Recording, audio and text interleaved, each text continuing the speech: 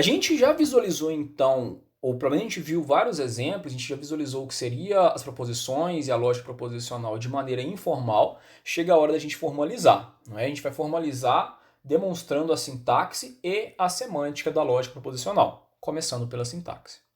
Pessoal, a sintaxe, lembra lá atrás, é um conjunto de regras que vai definir qual sentença ou qual palavra pertence e qual palavra não pertence à linguagem da lógica proposicional. Lembra que linguagem é um conjunto de palavras? Lembra que linguagem é um conjunto? Aqui eu estou construindo esse conjunto, o conjunto F, o conjunto das fórmulas bem formadas. Por isso vocês vão reparar que as regrinhas ali dentro estão usando operações sobre conjuntos. Tem um pertence, tem um está contido ali dentro, etc, etc. Pessoal, vamos lá. A primeira regrinha está dizendo que esse símbolo e esse símbolo podem ser usados na lógica posicional. Se esse símbolo e esse símbolo pertencem ao conjunto F, então eles são fórmulas bem formadas, eles são fórmulas da lógica posicional. Tá? A gente não tinha visto ainda, mas esse símbolo aqui chamado de top, o de cá é o bottom, e na verdade eles representam o verdadeiro e o falso, simplesmente. Tá? Aqui a gente vai usar na disciplina o true e o false, tá? Aí o verdadeiro está em inglês aqui, tá esse T, tá joia? Mas o verdadeiro e o falso é apresentado como esse símbolozinho aqui, o top e o bottom para o falso. Pessoal, segunda regrinha, esse V estilizado aqui é o conjunto das variáveis proposicionais, que são as variáveis A, B, C, D. E aqui está dizendo que as variáveis proposicionais estão contidas em F. Isso quer dizer que a variável A, a variável B, etc, etc, todas são fórmulas bem formadas. Vamos para a regrinha 3, que ela é um pouquinho mais complicada, né? A regrinha 3 diz o seguinte: se alfa e beta pertencem às fórmulas bem formadas, então se eu tenho duas fórmulas que eu já sei que são fórmulas bem formadas, eu posso aplicar as regrinhas A, B e C. Vamos começar pela regrinha A. A regrinha A diz que não alfa é uma fórmula bem formada. Ou seja, se eu sei que A é uma fórmula bem formada, essa regrinha vem dizer que não A é uma fórmula bem formada. É a maneira de eu escrever não choveu, por exemplo. Não B é a mesma coisa. Não verdadeiro eu também posso escrever. Claro que não verdadeiro vai dar o falso, né? Como vocês podem imaginar. A regrinha 3B é alfa bolinha beta. Que bolinha que é essa aqui? Na verdade, essa bolinha aqui, pessoal, ela pertence ao e, ou, implica e implicação a esse conjuntinho.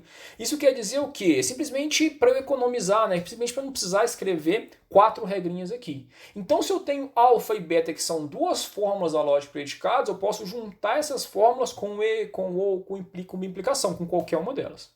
Como assim? Eu sei, por exemplo, que o A é uma fórmula bem formada pela regrinha 2 ali. E eu sei também que o não B, por exemplo, é uma fórmula bem formada. A gente já tinha feito ele aqui atrás, certo? Então, se são duas fórmulas bem formadas, eu posso juntar com E, por exemplo. Ou então eu posso juntar com a implicação, e assim sucessivamente. Isso que a regrinha 3B está dizendo pra gente. A regrinha 3C está dizendo que parênteses são permitidos. Eu posso usar parênteses na minha fórmula aonde eu quiser, digamos assim. Vamos lá, vamos aqui para a direita e vamos entender esse exemplo. Aqui eu tenho um exemplo não há parênteses, a ou verdadeiro, fecha parênteses. Pessoal, lembra, a sintaxe vai dizer quais fórmulas pertencem ou não à linguagem, no caso aqui a lógica proposicional, certo? Então, na verdade, o que eu preciso fazer aqui é mostrar que essa fórmula está bem formada. Essa fórmula não tem nenhum problema na escrita dela. Vamos embora. Quer dizer, para mostrar que essa fórmula é bem formada, eu tenho que mostrar como é que eu faço para construir ela. Primeira coisa, o A, a variável posicional A, ela é uma fórmula bem formada. A regrinha que diz isso é a regrinha 2. Segunda coisa, o verdadeiro é uma fórmula bem formada. A regrinha 1 me diz isso. Se A é uma fórmula bem formada e verdadeiro é uma fórmula bem formada, eu posso juntar eles com o ou. Concorda? Regrinha 3B, ó, tá me dizendo isso. Eu posso juntar com o ou. Se isso é uma fórmula bem formada, eu posso juntar, quer dizer, eu posso unir isso daqui com parênteses. Regrinha 3C me permite usar parênteses. Se isso daqui é uma fórmula bem formada, eu posso negar essa fórmula bem formada. Regrinha 3A. Deixa a gente fazer isso. Tá joia? Então a gente consegue perceber que não há parênteses A ou verdadeiro. É uma fórmula bem formada. Pessoal, a disciplina de matemática discreta, ela tem como um dos objetivos ajudar vocês na maturidade, no sentido de vocês aprenderem ou se darem melhor com leituras de equações, matemáticas, etc, etc. Com provas de teorema, etc, etc. Eu sei que, né, os alunos aqui são de sistema de informação ou de engenharia da computação, não são matemáticos, provavelmente não vão provar teoremas na sua carreira, mas, de novo, é interessante que vocês, né, depois de passar por essa disciplina, que vocês ganhem uma maturidade matemática, para pelo menos vocês conseguirem entender provas de teoremas, etc, etc. E não se enganem, pessoal, muito de tecnologia não é publicado ou tem partes que são publicadas como prova de teorema. Não é para eu provar que um programa está certo, eu preciso provar ele. E essa prova ela é uma prova matemática, ok? Só que sim, né, depois que eu mostrei todos os conjuntos de regras, né, e de novo, a minha intenção é que vocês batam nos conjuntos de regras e, claro, não é fácil, mas consiga entender, consiga mastigar ele e tirar informação, mas na verdade o conjunto de regras está dizendo simplesmente que o verdadeiro e falso eu posso usar, que as variáveis proposicionais eu posso usar, e eu posso usar a negação, o e, o ou, implicação e bimplicação, e onde eu posso usar, né? O e, o ou, implicação e bimplicação, por exemplo, vem entre duas formas, a negação sempre vem à esquerda, etc, etc. Mas vamos seguir. Pessoal, se eu tenho parênteses ali, quer dizer que existe uma ordem para eu resolver essas equações, né? Essas formulinhas estão parecendo bem equações agora, né? E tem mesmo. Na verdade, a gente tem uma ordem de precedência, assim como na matemática. Primeiro vem a negação, depois vem o e e o ou, depois vem o implica e o bimplicação. Vou fazer um exemplo aqui com a álgebra, né? A negação seria o elevar ao quadrado, tenho que resolver primeiro. O e e o ou seria a multiplicação, tenho de resolver antes da soma. E a implicação e a bimplicação seria a soma e a subtração. Tranquilo? O e e o ou, pessoal, eu não preciso, eles estão no mesmo nível aqui, porque eu não preciso escolher entre eles. Eu vou resolver o que vier primeiro, assim como a multiplicação e a divisão. A implicação e a bimplicação também não preciso escolher entre eles. Mas aqui eu tenho um detalhe muito importante, que é quase uma pegadinha no começo. Pessoal, o e e o ou tem associação à esquerda, que é a associação normal que a gente está acostumado a trabalhar. Só que a implicação e a bimplicação têm associação à direita. O que isso quer dizer? Que se eu estiver trabalhando com implicações e bimplicações, eu tenho que resolver a minha equação da direita para a esquerda. Okay? Da direita para a esquerda. No comecinho é meio chato, tem motivos para isso, mas tentem decorar e vocês vão se acostumar com isso depois que fizerem vários exercícios. Vamos aqui para a direita para entender esse exemplo. Quer dizer, o primeiro exemplo eu tenho não A e B implica em C. Aqui eu não tenho nenhum parênteses. Né? A pergunta seria, se eu for resolver essa equação, se eu for resolver essa fórmula aqui, o que eu começo a resolver? E aí, né, o conjunto de regrinhas da esquerda ajuda a gente. Quer dizer, a primeira coisa que eu resolvo é esse não, é a negação. Então, o não A eu resolvo primeiro. E aqui eu vou colocar parênteses, porque eu não quero de fato resolver, tá? A segunda coisa que eu vou resolver é o e. Eu tenho o e tenho uma implicação. O e eu resolvo primeiro. Então, o segundo parênteses vem aqui. A última coisa que eu resolvo é a implicação. Vou colocar o parênteses aqui no final. Olha o outro exemplo de baixo, um pouquinho mais curioso. No exemplo de baixo eu tenho implicações e um e. O que eu resolvo? Né? O e tem precedência sobre a implicação, eu resolvo o e primeiro. Agora a pergunta é, entre essa implicação e essa implicação, qual que eu resolvo primeiro?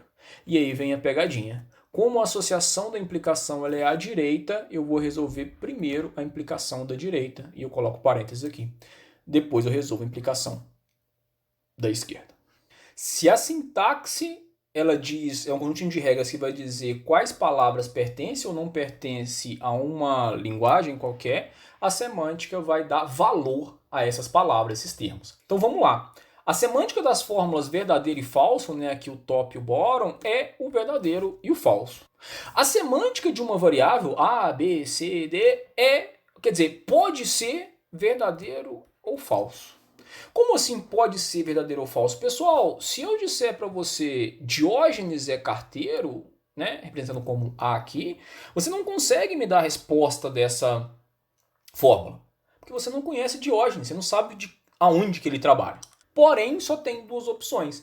ou é verdadeiro ou é falso. O que a gente vai fazer aqui então para demonstrar a semântica é trazer as duas possibilidades. Quer dizer, você me conta quem que é Diógenes e a semântica vai poder me dizer então se vai dar verdadeiro ou falso. Vamos seguir. A fórmula não alfa, perdão, quer dizer, essa negação aqui, qual que é a semântica dela? A negação, pessoal, ela vai inverter o valor. Se Diógenes é carteiro verdadeiro, não é verdade que Diógenes é carteiro vai dar falso. Ou Diógenes não é carteiro vai ser falso, entende? Então vamos perceber aqui o que é a tal tabela verdade, porque a gente vai usar bastante na disciplina. Pessoal, tabela verdade é uma tabelinha onde nas colunas eu coloco quais são as fórmulas e nas linhas eu coloco as opções, né? Porque, de novo, eu não sei quem que é o meu alfa, eu não sei quem é Diógenes. Então as opções que eu tenho é essa fórmula ser falsa ou essa fórmula é verdadeira. Ou Diógenes é carteiro ou Diógenes não é carteiro e acabou. Então, o que é não alfa? Quer dizer, se alfa for falso, não alfa verdadeiro. Eu inverto o sinal. Se alfa for verdadeiro, não alfa falso. Eu inverto de verdadeiro para falso. E os conectivos binários? Quer dizer, os conectivos binários vão precisar de duas variáveis. Então, a gente tem uma tabelinha mais robusta aqui embaixo, uma tabelinha verdade, para a gente entender isso. Uma tabelinha verdade com duas variáveis, ela é escrita assim. Do lado esquerdo, né, no alfa eu coloco falso, falso, verdadeiro, verdadeiro. No lado direito, falso, verdadeiro, falso, verdadeiro. É assim que a gente começa uma tabela verdade. Parênteses, pessoal, a ordem aqui dessas linhas não me interessa. Na verdade, o que a tabela verdade tem que me mostrar é todas as possibilidades possíveis.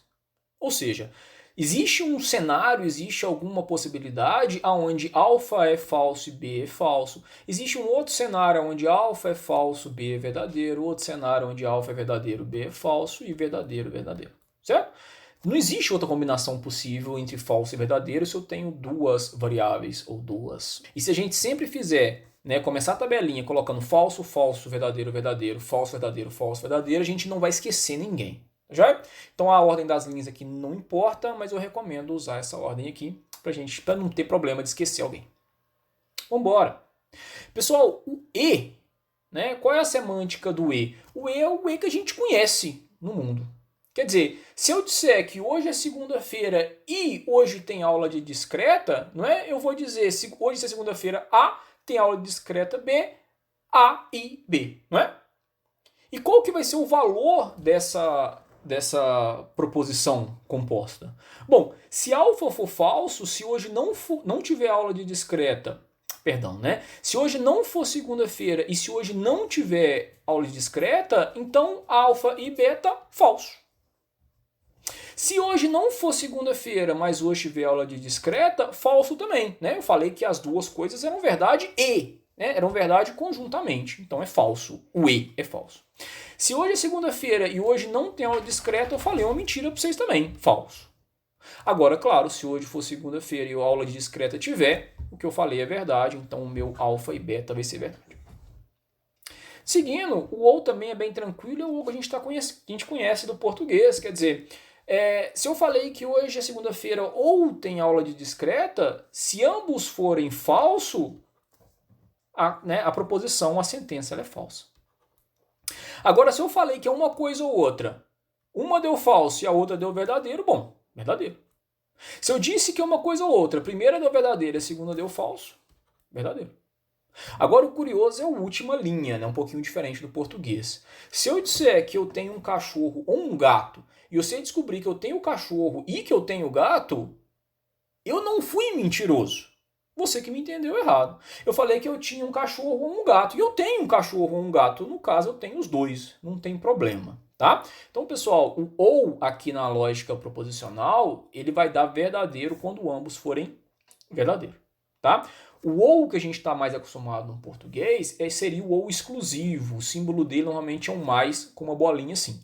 Só que a gente não vai ver na disciplina, não. Vamos seguir, vamos falar das duas últimas regras, que são as que dão um pouquinho mais de dor de cabeça a primeira vez que a gente vê elas, tá? Alfa implica em beta. O exemplo clássico é se chover, molha. Se chover, então molha. Vamos ver o que vai dar como resposta, tá? Pessoal, eu cheguei na sala, falei com vocês, se chover, molha. E aí eu vou fazer aqui de baixo para cima. Vamos para a última linha. Eu falei que se chover, molha. Aí hoje choveu, vocês olharam lá fora, molhou. Verdadeiro implica em verdadeiro. Eu falei uma verdade, concorda? Vamos para a primeira linha, vamos fazer aqui pulando as coisas. Eu disse que se chover, molha. Aí hoje não choveu. Vocês olharam lá fora e não molhou? Eu não falei uma mentira com vocês, concorda?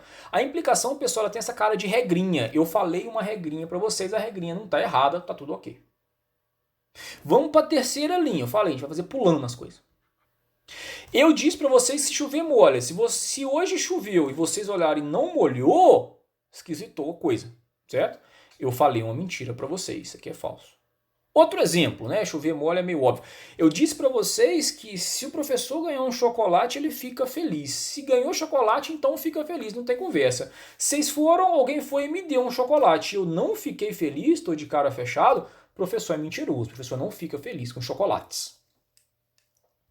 Vamos para a última linha, quer dizer, a segunda linha aqui, que eu acho que é a linha onde pode gerar mais dúvida. Ela diz o seguinte: se chover, então molha. E aí, hoje não choveu, mas vocês foram lá fora e tá molhado. Opa, peguei o professor na mentira.